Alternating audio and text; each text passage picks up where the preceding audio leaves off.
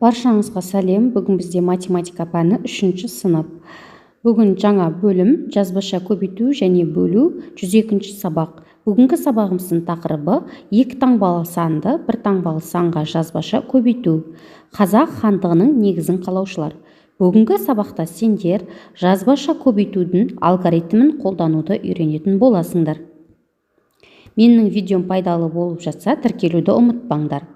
15 ғасырдың екінші жартысында Керей мен Жәнібектің туы астында қазақ хандығы құрылды.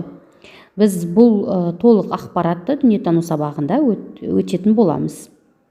Бірінші есеп 2 таңбалы сандарды өсу ретімен, ал 3 таңбалы сандарды кему ретімен көшіріп жаз. Сонда сен Астана қаласының ортасында орналасқан Керей мен Жәнібек монументінің авторы кім екенін білетін боласың. Енді қазір өсу ретімен қоюымыз қажет. Алдымен 2 таңбалы, содан кейін 3 таңбалыны. 2 таңбалы санды өсу ретімен қойған кезде ринат деген сөз шығады. Ал бізде 3 таңбалы санды кему ретімен қойылған кезде 3 таңбалы санды бізде Әбенов деген шығады. Яғни бізде Қайрат Керей мен Жәнібек туының ту астында қазақ хандығын құрылған жалпы монументін жасаған автор бізде Ринат Әбенов екен. Келесі екінші есеп. Есептеудің қалай орындалған түсіндір. Яғни біз жазбаша көбейту алгоритмімен танысатын боламыз. 23-ті 3-ке көбейту үшін 20-ны 3-ке көбейтеміз 60, 3-ті 3-ке көбейтеміз 9, 60-қа 9 қосқан кезде 69 шығады. Енді 2 таңбалы сан бізде 2 таңбалы және 3 таңбалы сандарды 1 таңбалы санға көбейту баған түрінде жазып орындаған ыңғайлы. Бұл жағдайда көбейту таңбасы x пен қолданылады. Көбейткен кезде бірліктердің астына, онтықтардың астына, жүздіктердің астында жазылуы керек. Ол міндетті. Көбейту бірліктерден бастап орындалады. Енді көбейтудің қалай орындалған қарастыр. Бұл сендерге оңай есеп деп ойлаймын. Өйткені мен алдыңғы уақыттарда, менің алдыңғы видеоларымда 2 таңбалы санды 1 таңбалыға қалай көбейту керек екенін және де қосымша есептерді бергенмін. Менің видеоларымды қарасаңдар, түсінетін боласыңдар. Бұл сендерге ешқандай қиындық туғызбайды. 43-ті 2-ке көбейту үшін бірлікті көбейтеміз. 2-ге 3-ті көбейтеміз. 2-ге 3-ті көбейткен кезде 6 болады, яғни бірліктің астына жазамыз. Енді 10-ті көбейтеміз, яғни 2-ні 4-ке көбейтеміз. 8 болады. 8 саны 10-тің астына жазамыз. Сонда бізде 86 шығады. Келесі 3-ші есеп, есептеуді түсіндіре отырып баған түрінде орындауларын қажет. 23-ті 3-ке көбейтеміз, 3-ті 3-ке көбейтеміз 9, 3-ті 2-ке көбейтеміз 6 болады, сонда 69 болады. 44-ті 2-ке көбейту үшін 4-ті 2-ге көбейтеміз 8, 2-ні 4-ке көбейтеміз 8, сонда 88 шығады. 12-ні 3-ке көбейту үшін 3-ті 2-ке көбейтесіңдер, бірлікке 6, және бірлікті 10-тыққа көбейтеміз, 3-ті 1-ге көбейтеміз 3, мәні 36. 12-ні 4-ке көбейту үшін 4-ті 2-ке көбейтеміз 8, 4-ті 1-ге көбейтеміз 4, мәні 48 шығады. Енді әсі тапсырманың 32-ні 3-ке көбейтеміз, 3-ті 2-ке көбейтеміз 6, 3-ті 3-ке көбейтеміз 9, мәні 96. 21-ті 3-ке көбейтеміз, 3-ті 1-ге көбейтесіңдер 3, 3-ті 2-ге көбейтесіңдер 6, мәні 63. 31-ті 3-ке көбейтеміз, 3-ті 1-ге көбейтеміз 3, 3-ті 3-ке көбейтеміз 9, мәні 93.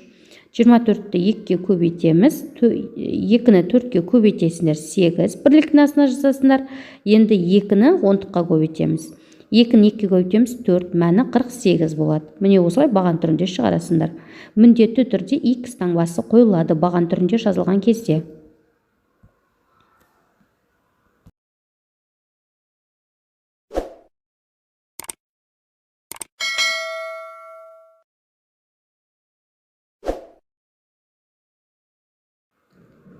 Төртінші есеп, есептерді шығар. А тапсырмасы, яғни шарт есеп, шарт құрып шығаруларын қажет.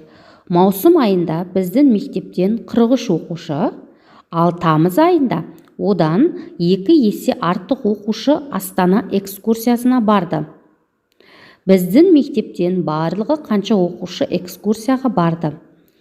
Енді бізде тамызда 43 оқушы, ал енді маусымда 43 оқушы болды, ал тамызды табу үшін 43-ті 2-ге көбейтесіңдер. Сонда 86 болады. Тамызда 86 оқушы барып тұр, маусымда 43 оқушы барып тұр. Енді барлығын табу үшін қосасыңдар. 43-ке 86-ны қосасыңдар, сонда 129 оқушы болады. Барлығы 129 оқушы экскурсияға барды.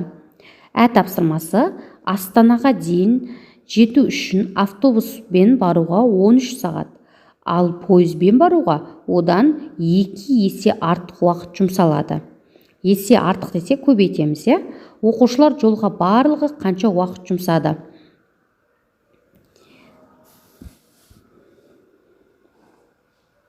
Енді пойызбен табу үшін 13-ті 2-ге көбейтесіңдер, 26 болды. Енді барлығын табу үшін 26-ға 13-ті қосасыңдар, сонда 39 болды. Барлығы 39 сағат жұмсады оқушылар жолға. 5-ші есеп: тапсырмасы: көбейтіндінің мәнін тап, қалай есептегеніңді түсіндір.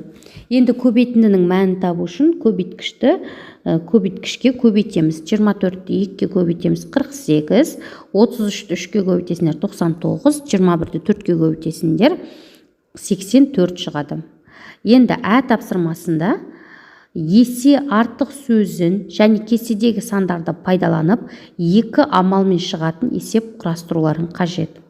Дәл осыған байланысты сәбіз 24 килограмм, картоп одан 2 есе артық дейміз. Енді біз барлығын табу үшін, картопты табу үшін 24 2-ге көбейтесіңдер, 48, демек 48 килограмм картоп, сәбіз 24, барлығын табу үшін 48-ге 24-ті қосасыңдар, 72 болады. Келесісінде 33-те 3 дегенге есепті шарт құрып шығаруымыз керек. Жұқа дәптер 21 беттен тұрады, ал қалың дәптер одан 4 есе артық. Енді біз 21-ді 4-ге көбейтеміз, 84 болады қалың дәптер. Енді барлығын табу үшін 84-ке 21-ді қосамыз, 105 болады. Демек барлығы 105 бет болады, 2 дәптердің беттерін қосқан кезде. Енді келесісінде қалам 33 дана, қарандаш белгісіз, бірақ одан 3 есе артық деп тұр. Енді біз бірінші қарандаштың санын табу үшін 33-ті 3-ге көбейтесіңдер, 99. Енді 99-дан 33-ті азайтқан кезде 66 болады. Демек 66 дана қарандаш артық деген сөз. Міне осылай шарт құрып шығарасыңдар есепті. 6-шы есеп теңдеу, яғни күрделі теңдеу, жай теңдеуге айналдырасыңдар. Белгілі амал: 500-ден бірінші есепте 5 көбейтілген x тең 500 азайтылған 460 деп берілген. 500-ден 460-ты азайтасыңдар, 40. 40-ты 5-ке бөлесіңдер, 8 болады. Енді есептің дұрыстығын тексересіңдер. 5-ке 8-ді көбейтесіңдер, 40. 500-ден 460-ты азайтқан кезде 40 болады. Теңесті деген сөз. Келесінде y бөлінген 23 тең 36 бөлінген 12. Белгілі амал: 36-ны 12-ке бөлесіңдер, 3 болады. Енді 23-ті 3-ке көбейтесіңдер, 69 болады. 69-ды 23-ке бөлінгенде 3 болады. 36-ны 12-ке бөлінгенде 3 болады. Келесінде 1000 азайтылған x тең 600 азайтылған 53 деп берілген. Енді белгілі амал: 600-ден 53-ті азайтқан кезде 547 қалады. 1000-нан 547-ні азайтқан кезде 453 шығады. Енді есепті орнына қойып шығарамыз. 1000-нан 453-ті азайтсаңдар 547 қалады. Ал 600-ден 53-ті азайтқан кезде 547 қалады. Яғни есеп теңесті деген сөз. 7-ші есеп мұқият тыңдаймыз. Құрбылар Сәуле, Қарлығаш, Зәуре және Шолпан әртүрлі үйде тұрады. Сәуле бүгін 3 құрбысының үйіне бармақшы болды. Ол мұны қанша тәсілмен орындай алады? Бір тәсіл суретте бейнеленген, басқа тәсілді көрсет. Бірінші тәсіл бізде Шолпан. Сәуле үйінен шықты. Сәуле бірінші Қарлығаштың үйіне барады. Қарлығаштың үйінен кейін Зәуренің үйіне барады, Зәуреден кейін Шолпанның үйіне барады. Бұл бізде бірінші нұсқасы. Ал екінші нұсқасында Сәуле бір Шолпанның үйіне барады, және де Зәуренің үйіне барады, содан кейін барып Қарлығаштың үйіне барады. Міне мен қазір екінші тәсілін көрсеттім. Менің сабағым ұнаса тіркеліп, лайк басуды ұмытпаңдар. Келесі сабақта кездескенше сау болыңдар.